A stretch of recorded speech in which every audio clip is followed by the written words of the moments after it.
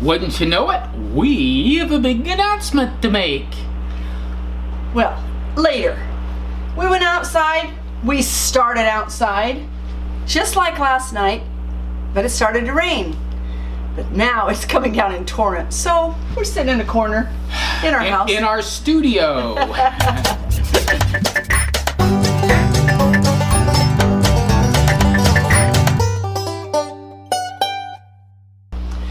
I am sitting on a ball. Bouncy. Why am I sitting on a ball?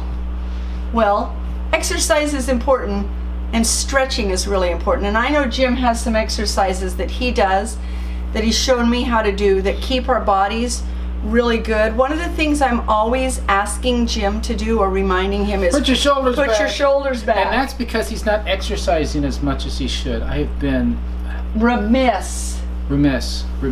I call it busy. I mean, from I get up in the morning until I go to bed late at night. Which is not emotionally wellness. No, it's not. No, we've got to get this. This is crazy time. So we're moving, packing. He's working full time. Plus, we're trying to find a house, and we got pre-qualified yesterday, and we got a buyer's realtor today because our lender said that would probably be a good idea. And we're trying to get the kitchen so that it's just down to being a minimalist for the rest of the time that we're here. Darcy, Isabella would be impressed. She would. We're going to go beyond where she is, though, as far as minimalism here. We're heading that direction. And then I looked down at my phone and I had a message. The message said, Justin Rhodes on it. I believe it was Rebecca. But some time ago, forever ago, we had applied. Feel free to jump in here. Okay. We'd applied to be one of the houses. Actually, we went to apply way back when they were first talking about it. Long time and I looked at what all they were expecting to have, that you should have, and I'm like, and they're never going to notice us. Yeah, they're not going to know about us. They're not going to see us. We don't have enough going on, and I didn't fill it out. And then we started getting a little bit going on with our YouTube channel. Well, and then one day, Justin said this to us. Heartiness approach? Look me in the eyes. Thank you. I see your comments on our regular vlogs. I want you to know that I see that. I heart that. I appreciate it very much. I may not be able to respond to every single one. And now you are a customer of the membership area. Thank you very much. And then everything was going good. And we're like, oh my goodness, he talked about us. We should apply. We should apply. So we did. And then we didn't hear anything and we didn't hear anything.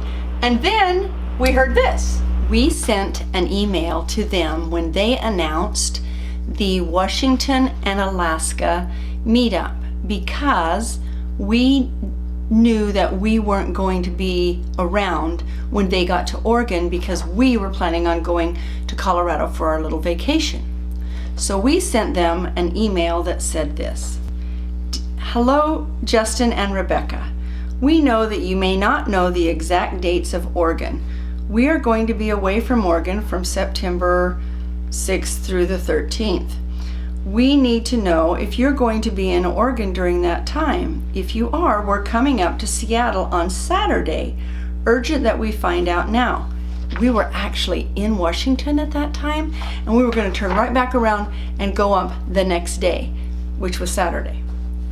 Quickly, Rebecca replied,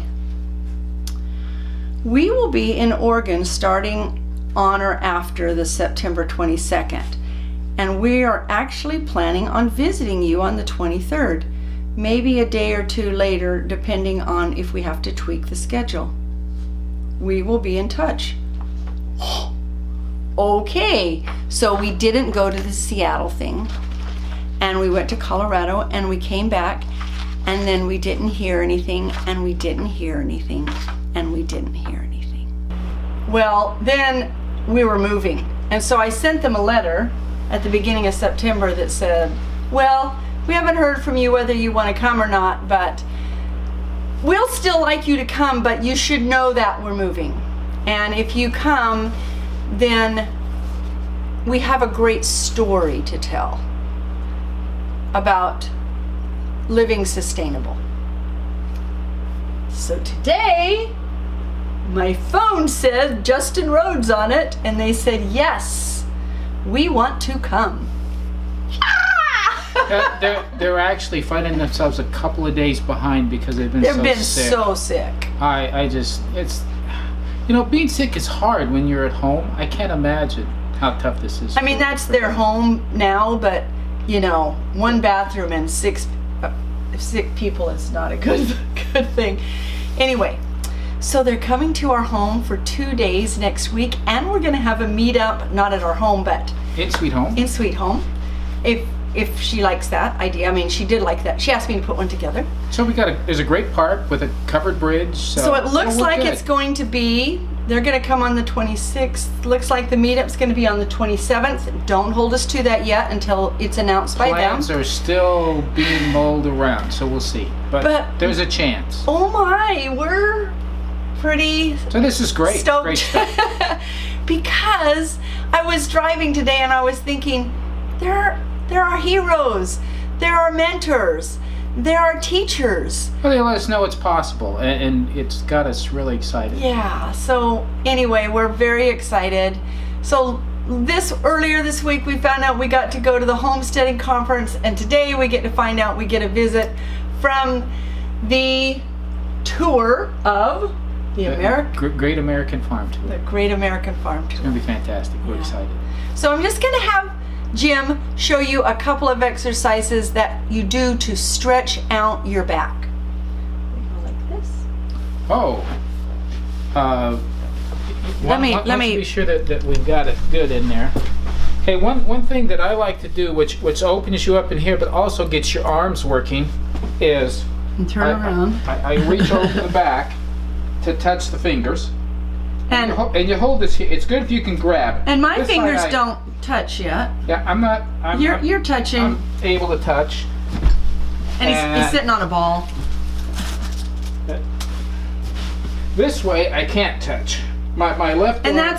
That's really normal. I'm close. No, you're not. You're about 4 inches, 5 inches. I had forgotten something, and my son discovered it when he was here visiting this last weekend. He was giving me a back massage, one of those spontaneous things, and he's 6'4", big hands, very capable of doing some pretty powerful massages. And he said that my scapula, the muscles around my scapula on the left side, there were knots all over. And I said, yeah, it's been that way since I was, it was like, I just think I was 11, 12.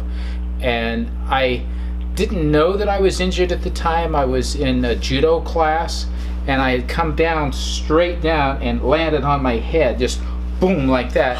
And I saw things that I had never seen before or since. I never knew that. That explains a lot. I know. Poor boy. Anyway, after that, I would have pains on this left side from time to time for years, and they finally dissipated. But he said, I remember when we were first married, you had a lot, and I would always have to work it out. So that side, I need to do some therapy things, I suppose, to get that side working better. We can do therapy. But anyway, that's one stretch that works for that. So that's a good stretch to do, and hold it for at least 12 seconds, and up to maybe like 15. And hold your shoulders back. But keep your posture. Back. We visited his sister a couple of weeks ago, and she's 16 years older than he is, and she looks very old. Well, her body's starting to... She's just really slumped over. To deteriorate more and more, and it's kind of sad. And I felt really sad. And so as we left there, I was like, hold your shoulders back. She's been on a farm almost her entire married life, until she was in her very early 20s. So she's worked. She's had a lot of work to do, which helps us point out that, yeah, you can keep yourself in fairly decent shape working on a farm, but it doesn't guarantee that you're going to do all the right kind of exercises and movements to keep yourself strong and healthy. Your body can still deteriorate on you, so it's very important that you do a range of exercises all the time to keep it strong and vital and eat the right foods. Of which, hopefully, when we get moved and aren't doing all of these not hopefully extra things, it's got to happen. No. We can put together some for them. You know, I do have folks who've requested, and maybe we're going to get some time for doing things here soon. But a request to put together some videos about exercise, full routines, and for different levels and different types of needs. And I'm going to do that for everybody so that we can have those available. I think that'd be very beneficial. And I've talked about it some, but I need to show an entire routine and maybe even some progressions that can be used to help folks improve their situation, not just get started. You got to get the habit, you got to get it going, but once you do that, what's the next thing that you should do? And that's what I want to help out on. Second subject. Can we have a second subject here? Really? Yes.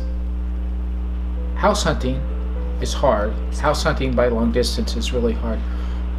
We have a couple of challenges. A lot of folks have pointed out water issues in Colorado, that you can't just have water wherever and however you want.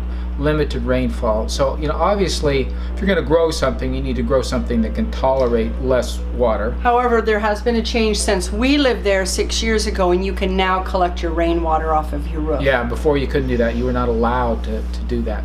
So now you can, which helps. What we're finding though is we have been pre-qualified, and there are some stipulations with those kinds of loans. They're looking at more conventional type of housing, and the vast majority of houses that are on the market within our price range are going to be modulars, which are not. They won't finance. They won't finance that for us. So a little bit of a challenge. You know what? This is a change from what we talked about, because we were just going to buy raw land and then build our house, and so I don't think we've told you that the company, the lenders do not want to do that anymore because they've been stuck with so much land. So it's better to buy something. So we're looking for something that doesn't have. For two reasons, it's better for us. Is we need to get into something, and we need to have a place to live. So when you put it all together, that starts to make sense. But the other side of that is that we have a lot we want to do, and building a house is not necessarily part of what we want to do. You don't have to be building a house while you're running a homestead. We want to talk about eating right, we want to talk about exercising, we want to talk about keeping your stress under control, all of those types of things. And growing your own food. You don't need to be building a house to do that. That's not the kind of projects that fit what we're trying to accomplish. So it doesn't make sense for us to spend time and money doing that when that's not our focus. We're better off to get a place we can move into and be doing what we plan to do. So that's been the shift for us. And that said, we actually are staying at relatives and friends' houses, all relatives, and through the end of November. We've just got lots of people that have wanted to see us, and so we're taking turns taking care of some their grandkids homes, for a taking while, care of so things. And so it's just kind while of we're working looking, out nicely that way. Yeah. So that'll save us money. We're still going to be looking, but finding a place that fits our budget. And what I was saying about the water is that typically, to be able to get what's called a domestic well in Colorado, which allows you to have livestock and also to water some amount of greenhouse, garden, landscape, garden around your house, something outside of your house, you have to have at least 35 acres. There are some circumstances where that's not the case, but they're very, very few and hard to come by. So we're looking at larger properties with houses on them. So the prices tend to be pretty high, a little bit out of our budget. So the looking is going to take a little bit more to find that situation. It's going to be creative. So we're getting there. Like we found a barn with a house part in it. Yeah. It's going to be creative. But for those of you who don't know about the water laws in Colorado, is that many of the people who have yards out in the country where they're running on a well. In the city, from time to time during droughts, there are restrictions on watering and so forth, 1 or 2 days a week, or even none sometimes when it's bad. But for the folks who are rural, who are working off of wells, if they only have a not a domestic well, a culinary well, a household well, then they can only use water in their house. Can't even wash their car. They can't wash their car. They can't have livestock of any type that they're watering outside, and they can't water flowers, lawn, or anything. You just can't do it. It's all got to be zero escaping to where it's whatever comes out of the sky. So we're looking for a domestic well so that we can do what it is we need. Pushes the price up there for us, but it's what we're faced with. So it's going to make the looking a little bit more challenging. Fun. So keep rooting for us. We're going to find the right place. Thank you all for your comments. It's just been wonderful. We just really love you. So like, subscribe, and share. Love you. Bye-bye.